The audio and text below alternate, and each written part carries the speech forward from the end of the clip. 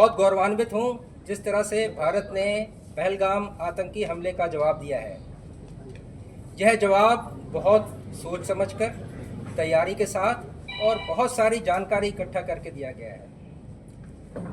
यह समझना होगा कि आतंक की जड़ें पाकिस्तान में हमें हटानी हैं। उनको दूर करने के लिए यह आतंकी हमला तकरीबन 1 से लेकर 1:15 बजे के बीच आज किया गया। मुख्य तौर पर 9 लोकेशंस में जो ज़्यादातर पाकिस्तान ऑक्यूपाइड जम्मू एंड कश्मीर में आती हैं और 2 इलाके जो कि पाकिस्तान में आते हैं इंक्लूडिंग बहावलपुर, वहाँ पर टोटल 21 आतंकी ठिकानों पर हवाई हमले मिसाइल्स द्वारा किए गए। भारत के पास वो ताकत है कि वह अपने क्षेत्र से रहते हुए, आपको फिर से बताना चाहूँगा कि अपने हवाई क्षेत्र में रहते हुए यह मिसाइलें दागी गई हैं।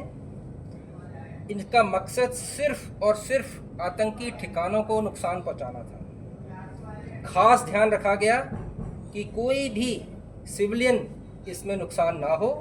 साथ ही बहुत समझदारी दिखाते हुए भारत ने पाकिस्तान मिलिट्री की किसी भी टारगेट को बर्बाद नहीं किया है, उनको छुआ तक नहीं है। भारत यह मानता है कि उसकी यह लड़ाई आतंकवाद के साथ है, इसीलिए उसने आतंकवाद के ठिकानों को बर्बाद किया है। इसकी तस्वीरें मीडिया में चल रही हैं और आप सभी भारतीयों को ये देखकर बहुत गर्व हुआ कि जिस तरह से इसको बर्बाद किया गया है। ख़ास तौर पर बहावलपुर में, जो कि जैश ए मोहम्मद का मुख्य अड्डा था, उसे पूरी तरह बर्बाद कर दिया गया है।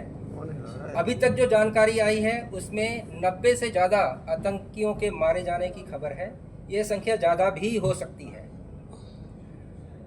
आपको यह भी बताना चाहूँगा कि भारत ने इस मस्जिद को गिराने के बावजूद अपने जितने भी मिडिल ईस्ट के मित्र हैं देशों को जानकारी दी है कि उन्हें किस मजबूरी के तहत, जो कि ये बहावलपुर में मस्जिद तो थी लेकिन इसके नीचे आतंकियों ने अपना ट्रेनिंग, अपना एडमिनिस्ट्रेशन, अपना साजो सामान पूरा रखा हुआ था और उसे बर्बाद करना बहुत ही ज़रूरी था।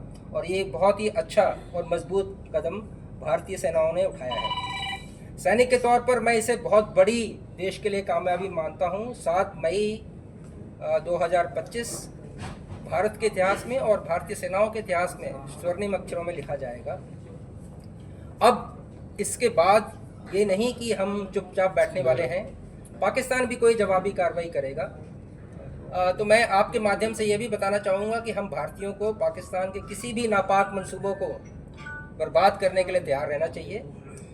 मुझे खुशी है कि पूरे देश में सिविल डिफेंस की ड्रिल की जा रही हैं और बड़ी मुस्तैदी से की जा रही हैं। सभी नागरिकों से अनुरोध है कि जितने भी सुरक्षा के निर्देश दिए जाते हैं उनका पालन करें, उनकी तैयारी करें और आने वाले समय में अगर पूरा कन्वेंशनल युद्ध छिड़ भी जाता है तो भी भारत पाकिस्तान को बहुत करारा जवाब देगा।